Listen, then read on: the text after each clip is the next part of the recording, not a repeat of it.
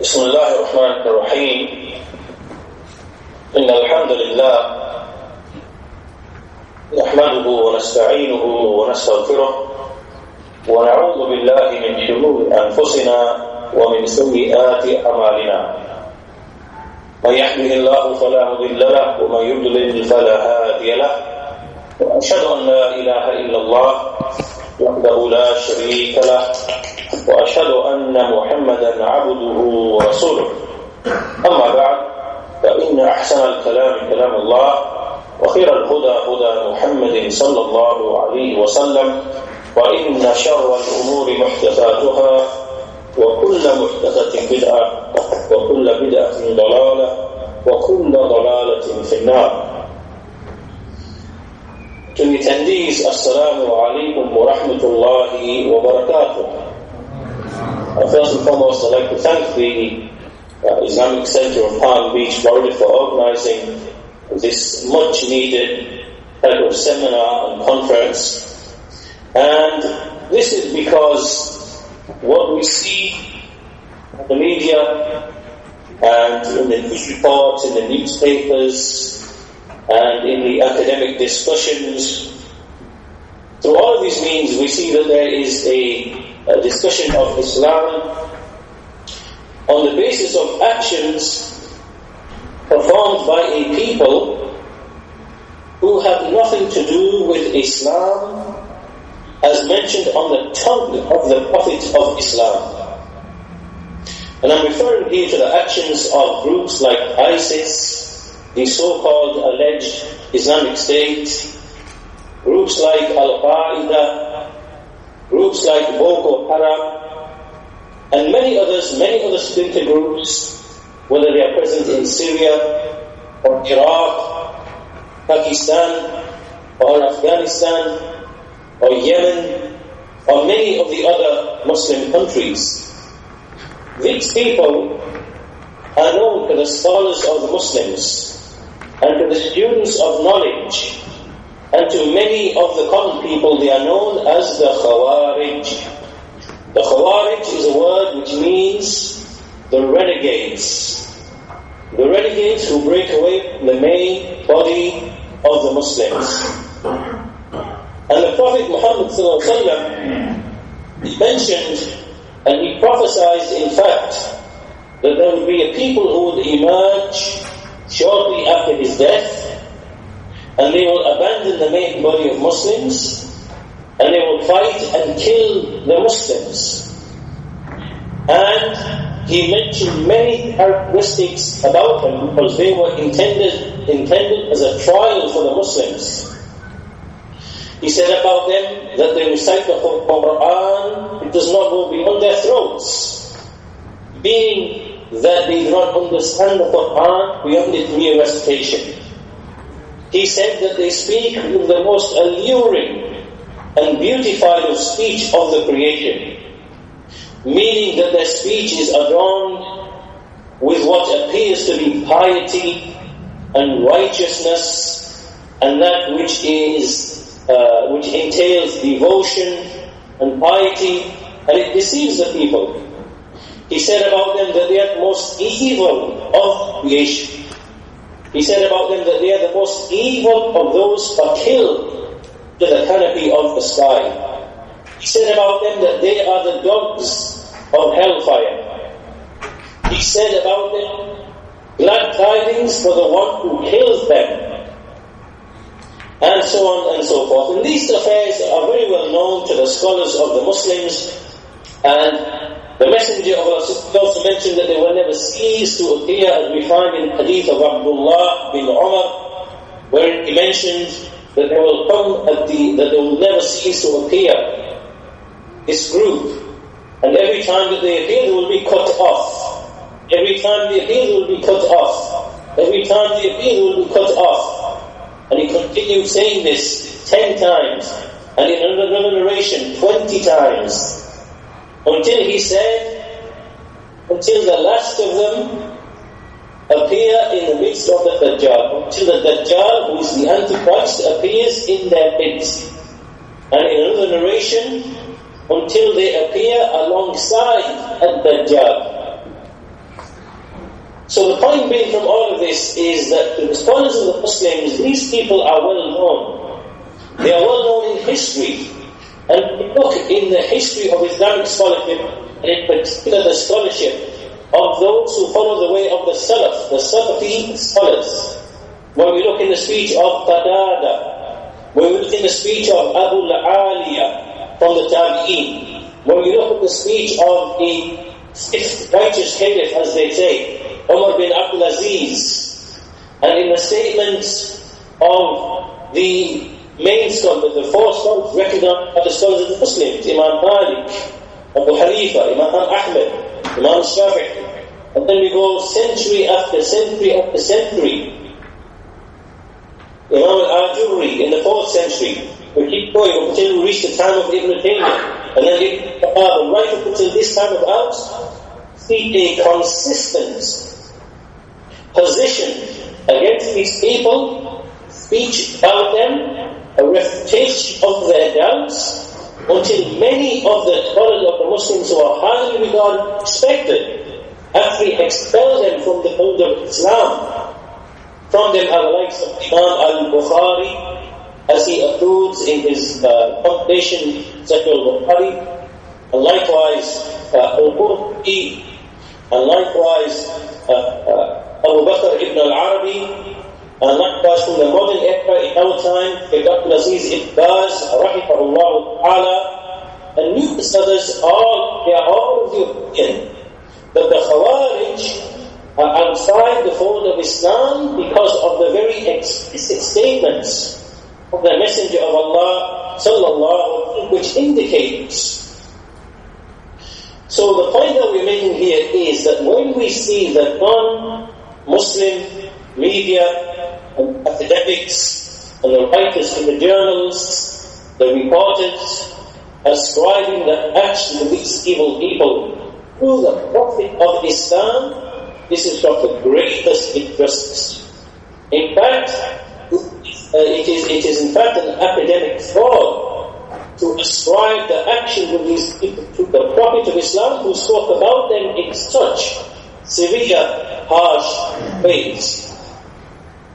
Thereafter we see that the actions of these people are likewise ascribed, ideology of these people is likewise ascribed to like Shaykh al-Islam Ibn Taymiyyah, or Shaykh al-Islam Muhammad bin Abdul Wahhab, or in a modern text, the scholars in the modern era, the likes of Shaykh al-Ghani, Shaykh Ibn Baz, Shaykh al-Hameen, all are the prime representations of the way of the Salaf. All of this is injustice, it is oppression, because when one looks at the doctrines, the activities, the actions, the abilities of these people, and then analyzes the statements of Shaykh al-Islam Ibn Taymiyyah, or Shaykh al-Islam Ibn Abdul Wahhab, or the scholars, the Salafi scholars of today, you find the greatest of refutations of these people and their actions. So what we want to do in this lesson really is to focus on the Prophet of Islam, Muhammad sallallahu alaihi wasallam, and contrast the mercy and the compassion with which he was sent, and to compare it to the barbarism and misguidance that is present with a group like ISIS and Al-Qaeda and Boko Haram, and people who are on this way, even far removed from what Islam actually calls to and what it actually intends of guidance for the people. So we begin with the statement of Allah subhanahu wa ta'ala, وَمَا أَرْسَلْنَاكَ إِلَّا رَحْمَةً لِلْعَالَمِينَ. This is addressed to the Prophet Muhammad, that we have not sent you as a mercy to all of the worlds. Prophet of Islam, Muhammad was sent as a mercy to all the worlds because he brought guidance. And mercy, to have mercy, to be described with mercy, ar-Rahmah, is from the perfect attributes of humans.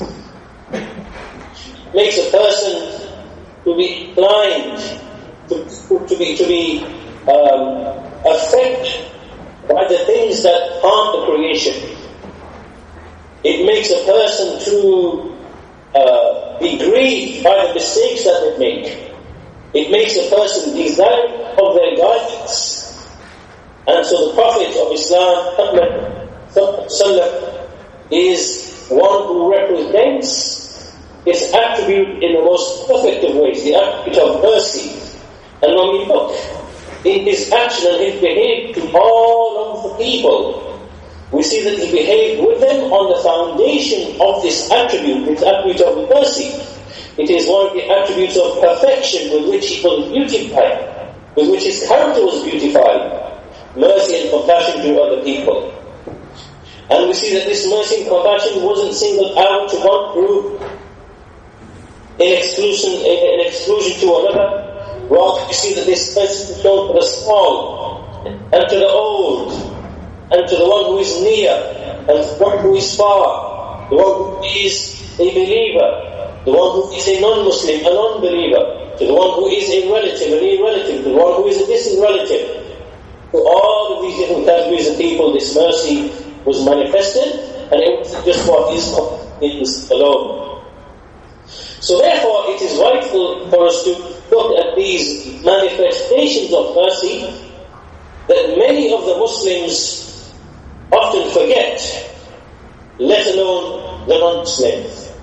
And so these manifestations of the mercy in the call, the way of the Prophet of Islam, will illustrate to us the stark difference between what Islam calls to, what it intends by its message, and between these people who are the Khawaarij, the renegade, the terrorists, who upon a corrupt, evil, guilty ideology, motivated by worldly reasons,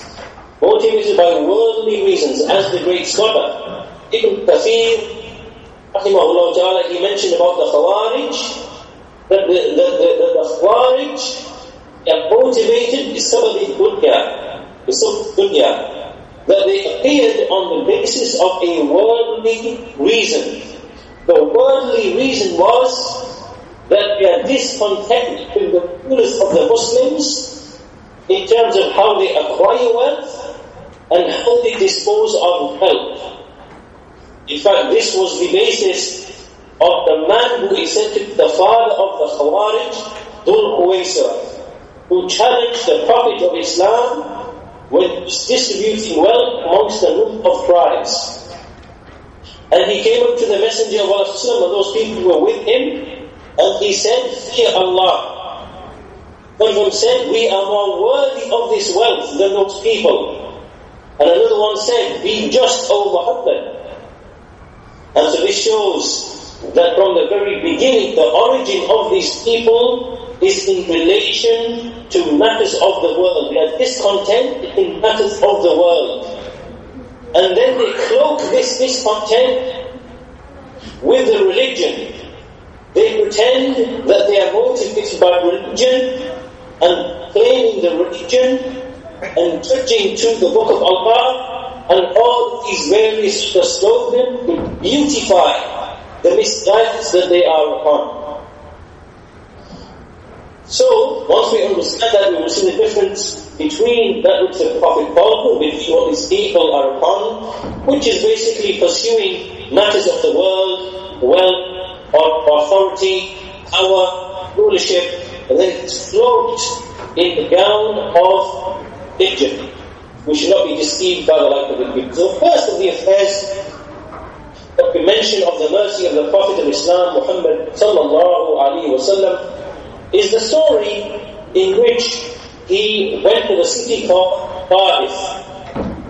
And Ta'if is 60 miles away from the city of Mecca. When the Prophet of Islam, when he saw that the Quraysh, pagans of Quraysh, did not respond to his message, rather they mocked him, they abused him, they reviled him, they accused him of being a magician, a soothsayer, a liar, they tried to assassinate him. They threw rocks upon his head. They tried to strangle him. They threw the entrails of animals upon his neck and his head whilst he was prostrated and praying. after seeing all of this from them, and grieving and despairing that they would not accept his message, he decided to go to another town, which is the town of Thaqif. It is the town of Ta'if, which is inhabited by the tribe known as Thaqif. He hoped that maybe they would be more favorable than the pagans of Quraysh. So setting out on foot, he traveled a journey of 60 or so miles, and when he reached Ta'if, he began to invite the leaders, the main leaders. He began to invite them. However, the leaders did not like the fact that the message of the Prophet ﷺ makes the slave and the master to be equal, and that it calls for the worship of only one deity, which is Allah subhanahu wa ta'ala. They did not like this, and did not like the implications of this. So therefore, they rejected him, and they scorned him, and they belittled him, until they even incited the children of the city to start throwing stones against the Prophet ﷺ. He was expelled from the city.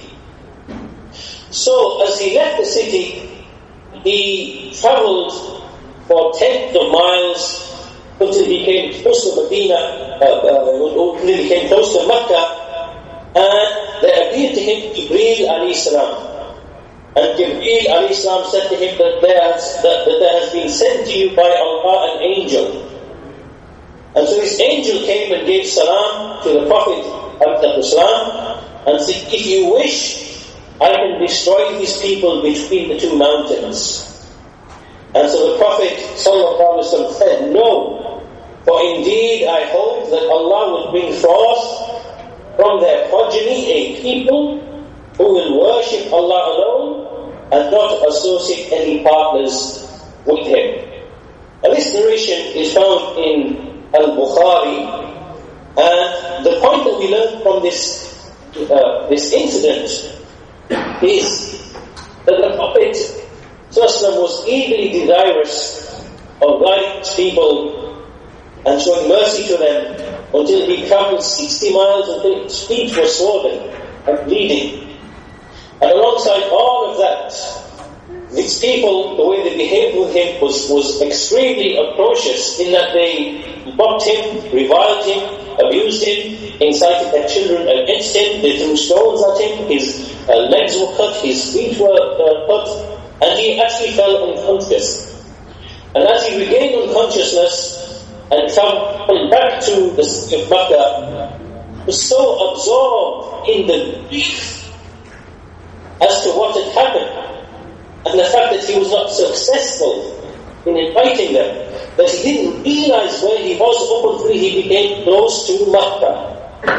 It was at that point that the angel came to him, and the angel of the mountains came to him. So the lesson is that he was given the opportunity to seek revenge against these people. But as we know that the Prophet ﷺ never ever sought revenge for any worldly or personal reason. Never for any personal or worldly reason. And in fact, he had a hope for the Islam of those people. Why? Because he sent with mercy. He sent with guidance. He was not sent with revenge, nor with destruction, nor with terrorized people on account of grudges and grievances which are based upon worldly reasons. So here we see the very first difference between the call and the message of the Prophet of Islam and the terrorists, the extremists and the Khawaarij. But we look at the rhetoric of the Khawaarij, the terrorists, Al-Qaeda, like Boko Haram, and like the so-called Islamic State as they claim, which is fraudulent.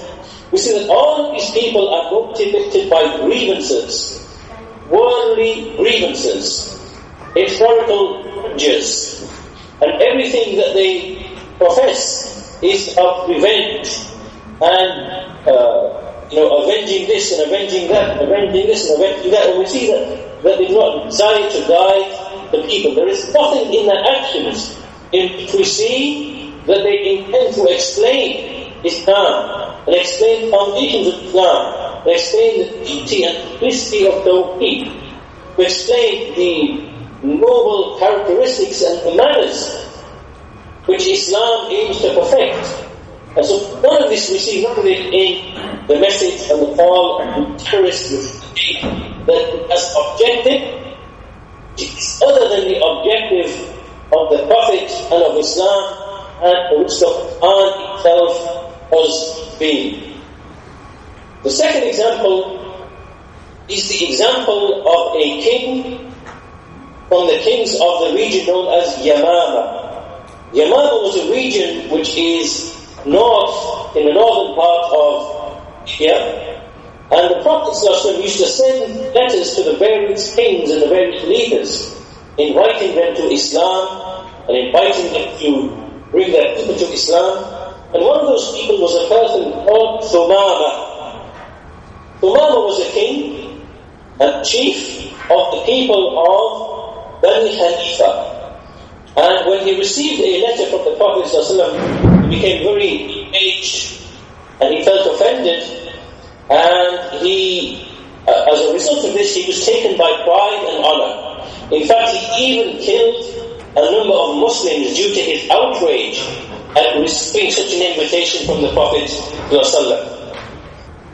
Sometime later he was on a journey. He intended to make pilgrimage because the Arabs, the polytheists at the time, that they retained some of the rituals of Ibrahim and Islam, and they would travel to Mecca and to perform the pilgrimage, but upon their particular way, which involved the worship of other deities.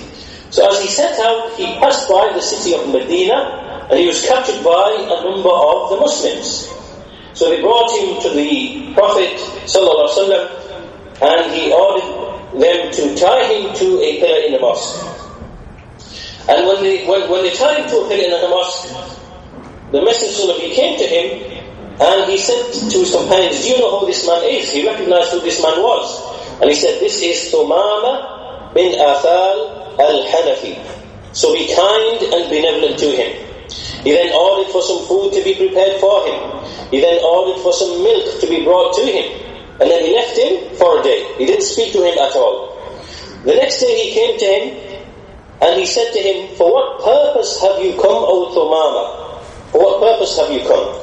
Bearing in mind that this is a man who was filled with hatred for the Prophet ﷺ and who killed many of the Muslims due to his hatred and outrage. So he said to him, "For what purpose have you come, O Thumama? Why have you come?" And Thumama he said to him, "I have come for no reason except for goodness. If you wish to kill me, you will be killing a noble, honorable man. And if you set me free, you will be doing me a favor. And if you wish to take wealth from me, then ask how much you want and I will give to you." So the Prophet ﷺ, he left him, and he left him for the day, and he left him observing the Muslims, because he was tied in the mosque and he could see what the Muslims were doing. They would come, they would make ablution, they would pray in the mosque, the call to the prayer would be made, and so on and so forth. So for a whole day he was seeing what the Muslims were doing. Then again the Prophet came to him a second time. He asked him again, "For what purpose have you come, O Thumama?" And he responded and he said the same things that he said before, the same three things. "If you kill me, you will kill an honorable man. And if you set me free, then you will be setting me free, and I will be very grateful. And if you wish for wealth, I will give you wealth." So then he left him again to watch and observe what the Muslims were doing. And then the third time he came the day after and said to him again, "O Thumama, for what reason have you come?" And he answered it in exactly the same way. So then the Prophet ﷺ, he let him go free, and as this man was walking away to go back to his place, he reflected and thought about his whole experience, keeping in mind that the Prophet was the most hated of people to him. And as his thought and reflection continued, he came by this place where there was a well or a stream, and he decided to make ablution, to wash himself, and go all the way back to the mosque, to the Prophet, peace be upon him, and he accepted Islam. Now, the point Now, the lessons from this story is, first of all, what is the ruling of a captive in Islam? Because this man was a captive. He was held a captive by the Muslims, and he was kept in the mosque for 3 days, a number of days. And so the point that we learn from this, first of all, that the captive in Islam has rights. These rights have been textually stated in the Sharia texts, in the text of the Quran and the text of the Sunnah. From those rights, which are mentioned by the scholars, is that he should not be forced to accept Islam. He should not be forced to abandon his religion. Rather, he should be invited to Islam in a way that is best. And this is the first of those ways that the captive is treated. The second of those ways is that the captive is to be given food, and is to be given drink, and he is to be honored in this sense. In fact, to such a degree that one of the captives from the polytheists, when he was captured, from the captives of war, and the companions recognizing and knowing the great reward that there is for feeding a captive, they would throw their own bread towards him. And to each of the companions when they were sat, they would throw their bread towards him, giving him their food, giving him their food, to such a degree that he explained how embarrassed he felt. He felt so embarrassed that he had to return the bread to each of the companions because it was being, it was piling up in front of him. So the second thing here that we learn from this incident is feeding the captive and giving the captive to drink. Why? Because this is from the needs of a captive. The third thing that we learn from this is not punishing the captive. To not punish the captive. Rather, we see from the Prophet ﷺ the manifestations of mercy and kindness, and there wasn't any seeking of revenge or things like this. So these are some of the rulings that we see. These are from some of the points that can be derived from this incident, which the scholars of the Sunnah have derived from this incident. And we can also see that the captive, when we look at Islam in general, that very few of the captives were actually killed. Rather, we see the majority of them, because the intent behind Islam is guidance of the people that were dealt with in a very benevolent and a very kind way, and very, very, very few of the captives in Islam were actually killed. Very, very, very rarely. And this is a manifestation again to show that Islam did not come with revenge. It came for guidance for the people. And likewise we see in the approach of the Prophet ﷺ, the fact that he spoke to him over a period of days and was very kind and benevolent to him, and speaking to him in a way that would soften his heart. Why? Because this individual was a prominent figure. He was a king, a leader of his people. And by inclining him towards Islam, he would in turn go back, and his whole society and the people with him would turn back to Islam. Indeed, this is what happened. This man, he went to perform pilgrimage, and then when he returned from pilgrimage, he went back to his place, and then he boycotted the pagans of Quraysh, meaning that he withheld all of the grains from them, the grains like barley, wheat and things like that. Why? Because Yamama was a fertile region, and the pagans of Mecca, they would rely upon this region to receive most of their food. So Thumama, when he became a Muslim, and he saw that the pagans of Quraysh had been oppressive to the Prophet, he decided to punish them by boycotting them and withholding all of the grains. To such a degree that they began to feel the effects and being harmed by this. Pagans of Quraysh, they sent a messenger to Muhammad in Medina, and they said to him, they complained to him that this man, that we thought that your religion was a religion of mercy, and yet this man, he is killing our children, he is killing our women, he is starving us. Will you not tell him to put off this boycott? And so the Prophet Muhammad he wrote to Thumama and told him to not withhold the grains from these people.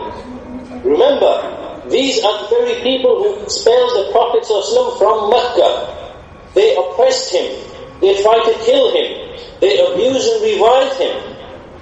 And these are the very same people with respect to whom the Prophet ﷺ told Thumama, do not withhold the grain from them, do not punish them in this manner. This shows the mercy of the Prophet of Islam, and that he was not sent for revenge or murder or terror. This has nothing to do with the message which he was sent with.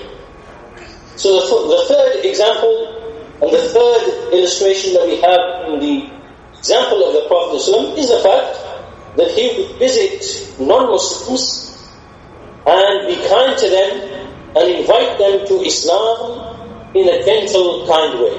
From that is the example narrated by Anas bin Malik radiyallahu anhu. He said that there used to be a Jewish boy in the household of the Prophet sallallahu alaihi wasallam, and he would support and serve the Prophet sallam. And on one occasion he became ill.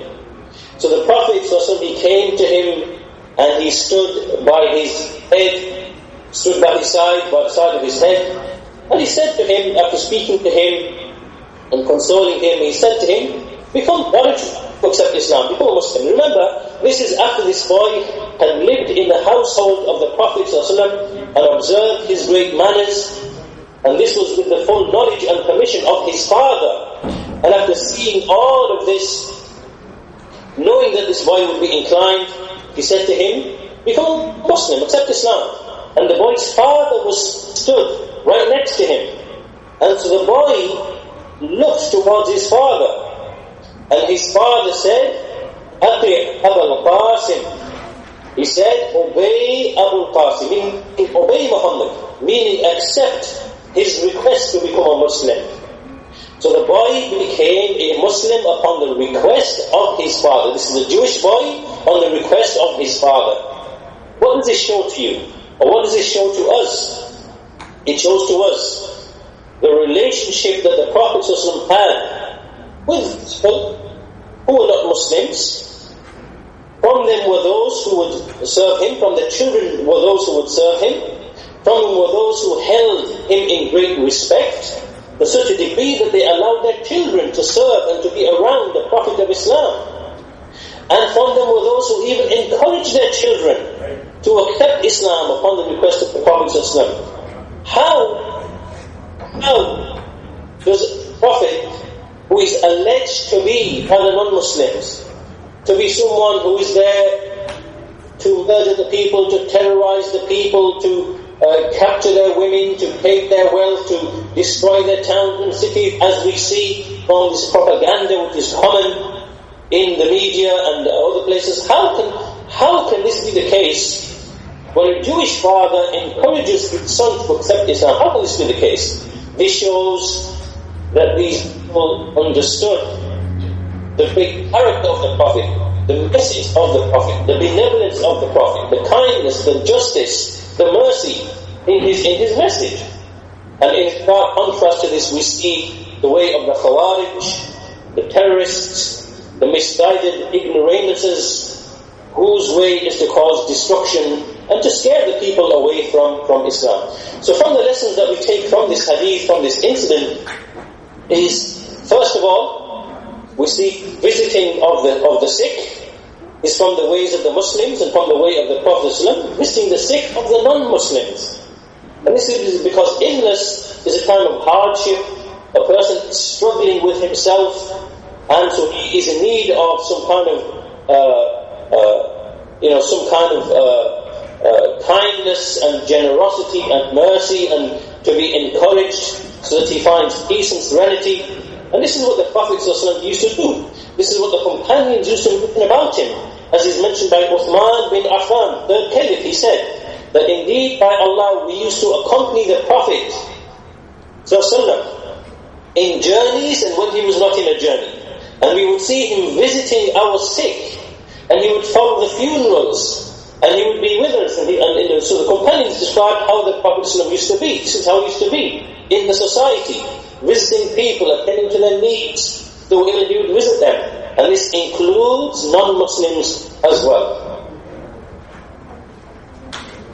Also, what we learn from this is the fact that the Prophet ﷺ was extremely humble, in that he came to this young child, who was actually to serve him. He went to his house, and he showed this compassion and mercy to him. This can only be from a person who has tawadu', who is actually humble. And then when the boy became a Muslim, the Prophet said, Alhamdulillahi alladhi anqadhahu minan nar. All peace is due to Allah who saved him from the fire. We see that the call of the Prophet ﷺ is to guide people, is to bring them out of the hellfire into paradise by making them accept the tawheed of Allah subhanahu wa ta'ala. In contrast to it, we see the likes of Al-Qaeda, ISIS, Boko Haram, and all of these people guiding non-Muslims is the very last thing that is on their mind. Rather, in fact, it is to misguide non-Muslims even further by making them see the most ugly, horrendous picture of Islam that Islam does not know.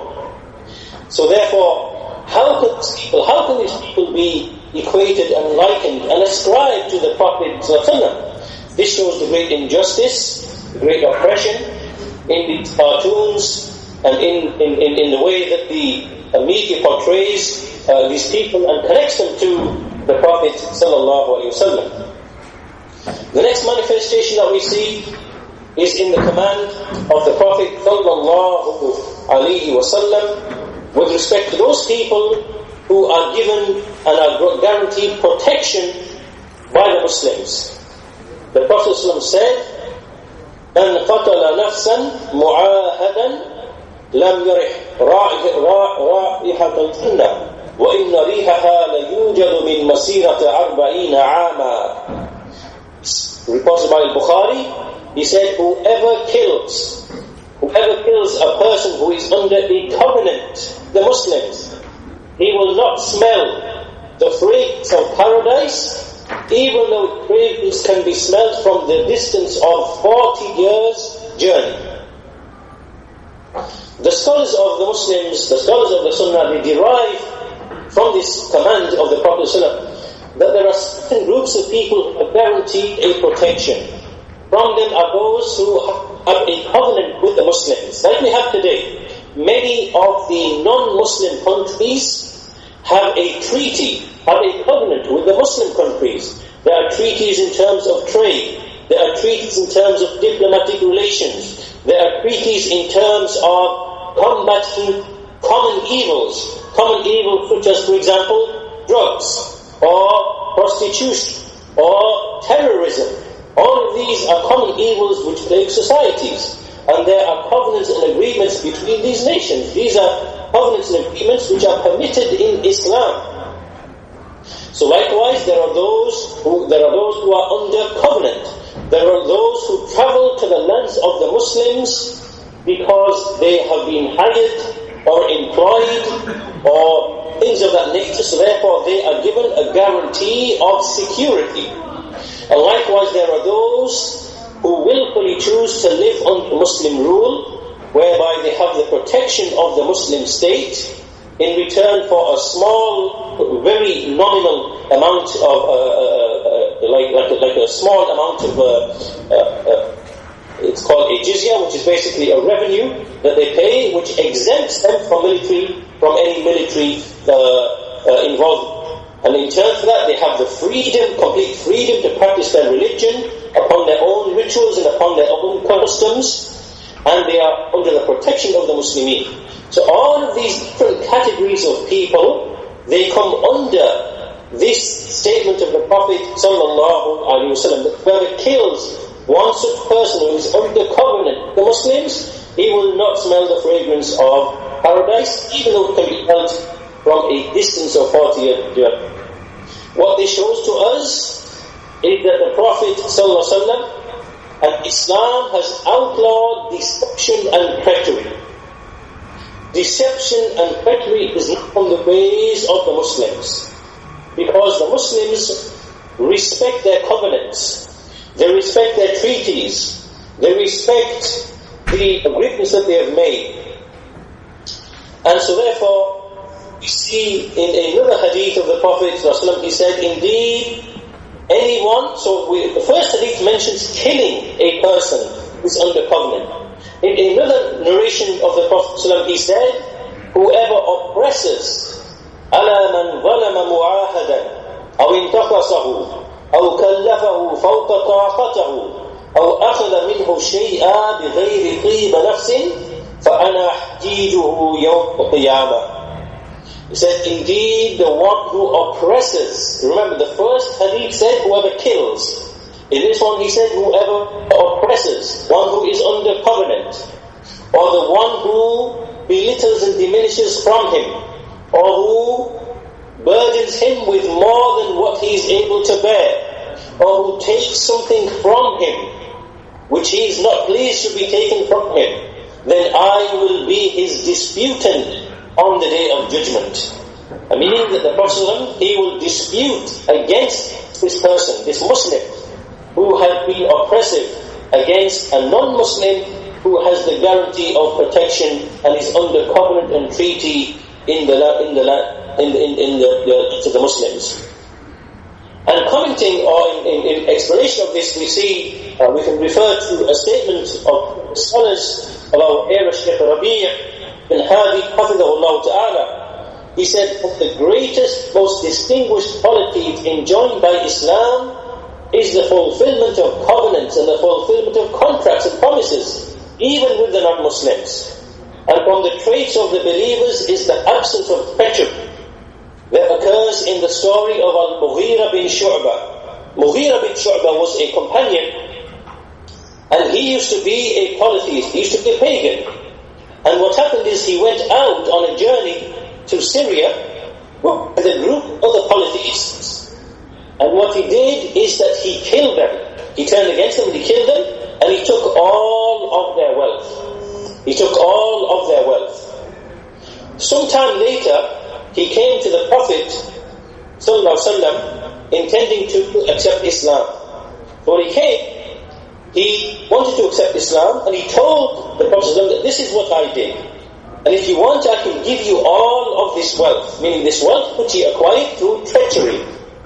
So the Prophet ﷺ said, as for your Islam, we accept it. We accept your Islam. But as for the wealth, it is wealth which has been taken by treachery, and we do not have any need for it.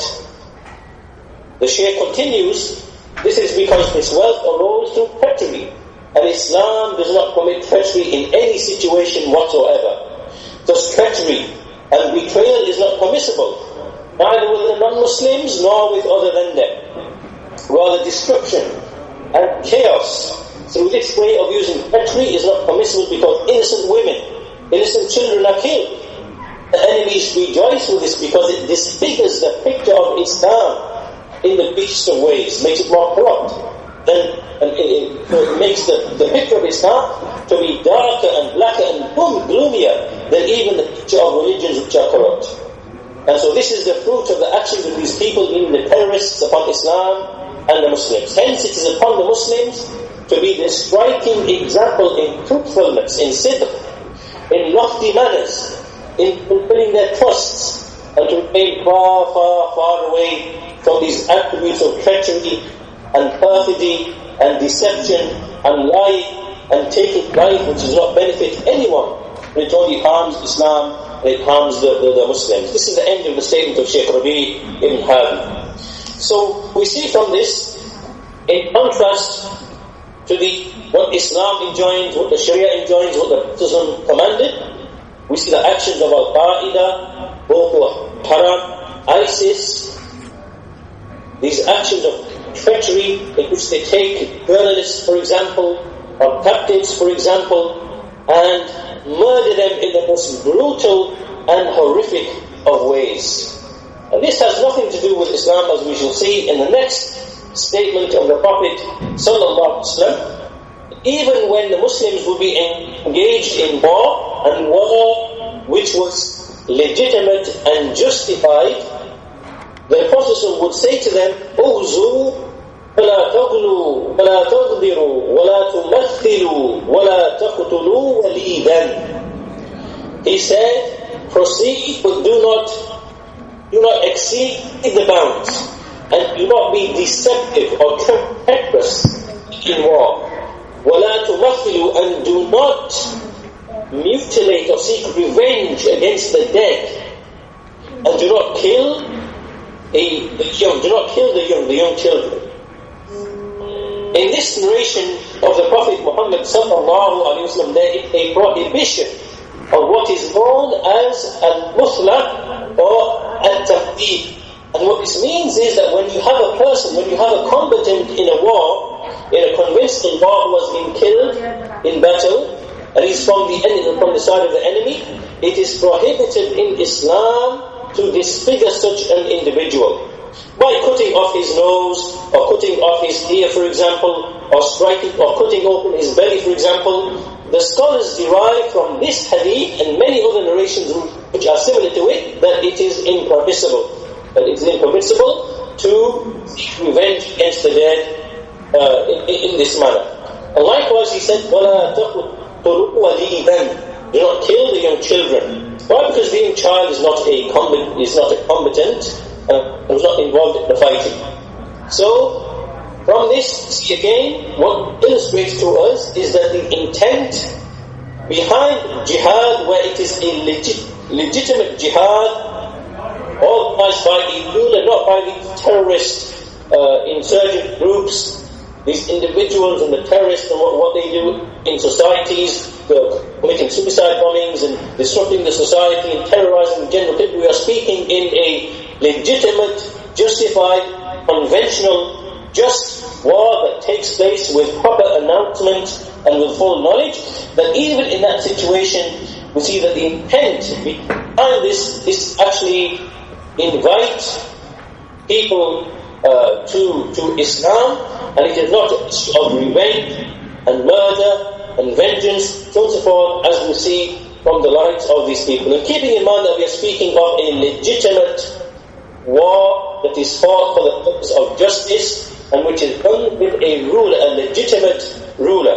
But even where that takes place, then the rights of these injunctions exist, and we see that the war in Islam is not a war of expanding territory, nor opening free markets, nor opening new fronts for trade, nor is it to seek revenge on account of or to seek revenge for one's race. This is not what legitimate fighting has been legislated for in Islam. Rather, fighting is to remove the hindrance and to remove the oppression and to remove the tyranny which is put in front of a people who just merely want to worship Allah alone.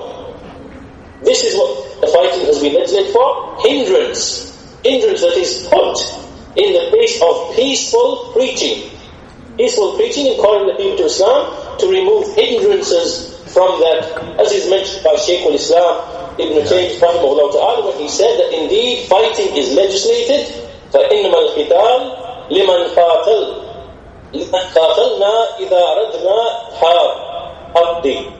That fighting is when people fight against us when we wish to proclaim the religion peacefully. So this is another example, the manifestation of the mercy in the teachings of Islam, and even the situation and the scenario of battle. And this again illustrates the stark difference between what we find in the teachings of the Prophet ﷺ and the terrorists, the Khawaarij, from whom we see the most barbaric, most evil of actions, whose only purpose can be to scare the people away from Islam and from the Muslims. Another manifestation that we can mention is the statement of the Prophet sallallahu alaihi wasallam when he was asked by a man.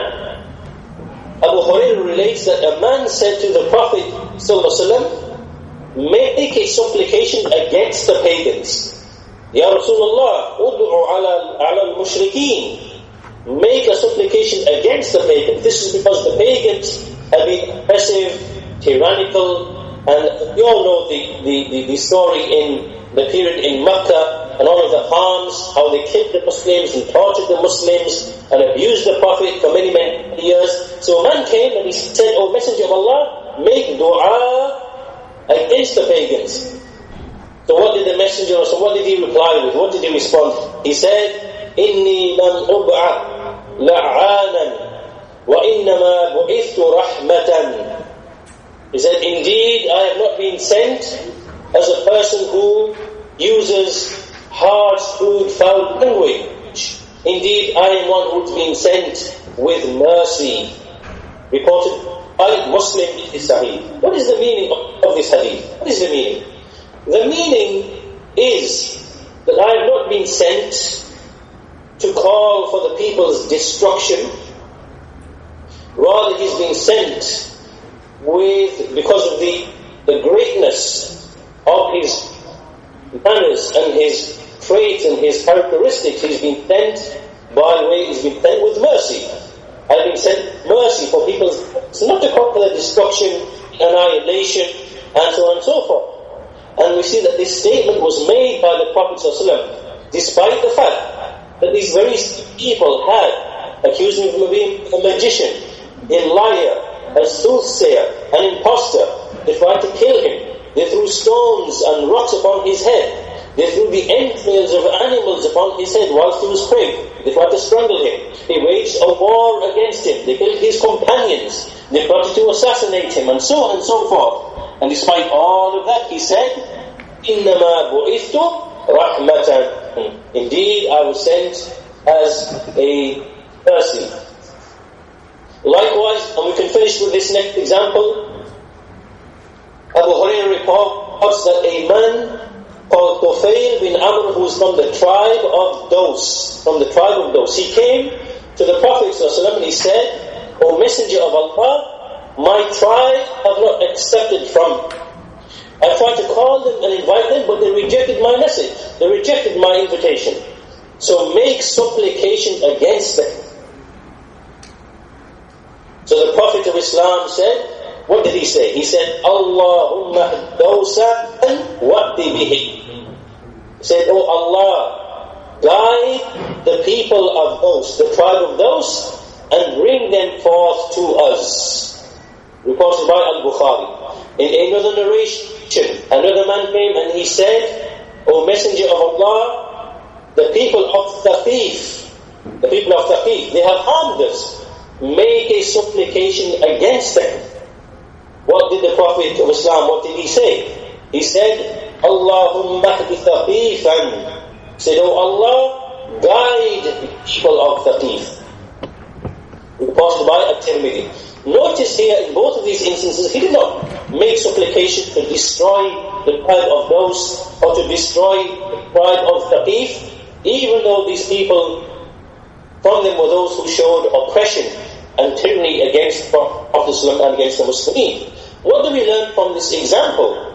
We learn from this example once more that Islam is a deen, is a religion of guidance and mercy, and we see that the Prophet, despite being requested to invoke Allah, which he could have, to destroy them or to harm them, he invoked Allah to guide these tribes to Islam. Now, when we compare the actions of these people, and we see ISIS or Al-Qaeda, you would think that these people, if they were motivated by Islam, if they were motivated by the desire to guide people, do you not think that in their actions would be that would make the people of America, for example, or the people of the United Kingdom, or the people of Europe, or the people of South America, or the people of Japan, do you not think that there would be in their actions that would make those people inclined towards Islam and to evaluate Islam on the basis of its teachings of Tawheed, of monotheism, and the call to give charity, and the call to be righteous towards the parents, and the call to honor the orphans and the widows, and the call to give charity? Do you not think that these people would present this face and this picture of Islam? Rather do we see from them? We see from them the exact opposite to what we see inherent in the call of the Prophet. We see them presenting and showing the most evil, despicable picture possible, terrorizing the people with psychology and with this type of terrorist type of warfare, with all of these evil types of murders and executions done in most horrendous way to create this psychological fear and terror. How does this connect to the actions and the way of the Prophet and Islam with those people in his time who fought him for the sake of the religion? How does this reconcile with that? We see there is no connection whatsoever.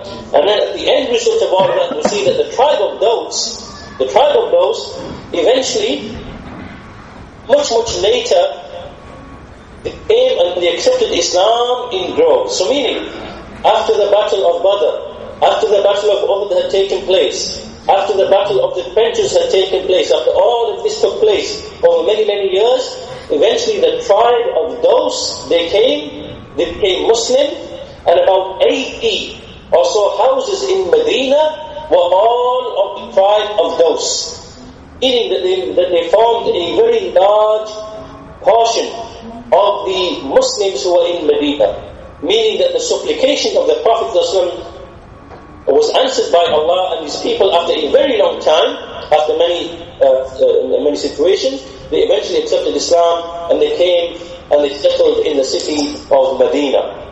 So from all of these examples, and there are many other examples, time does not allow, we can shortly summarize here that all of these examples illustrate and explain the verse that we began with.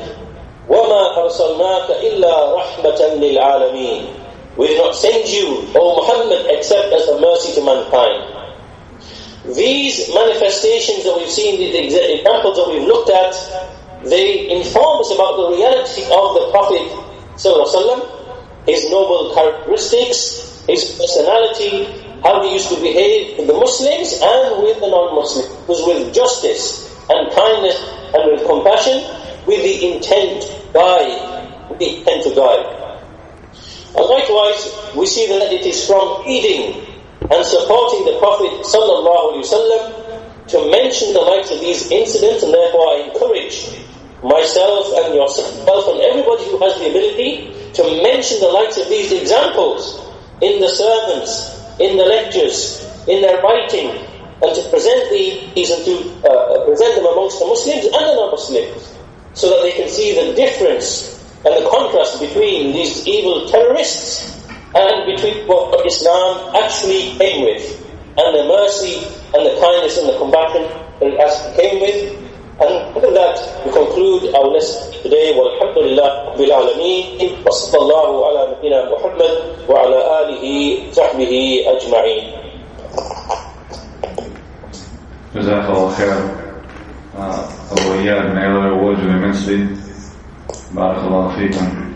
We thank you for your time, and we hope to have you again at another seminar, inshallah. جزاكم الله خيرا بارك الله فيكم. وعليكم السلام ورحمة الله وبركاته.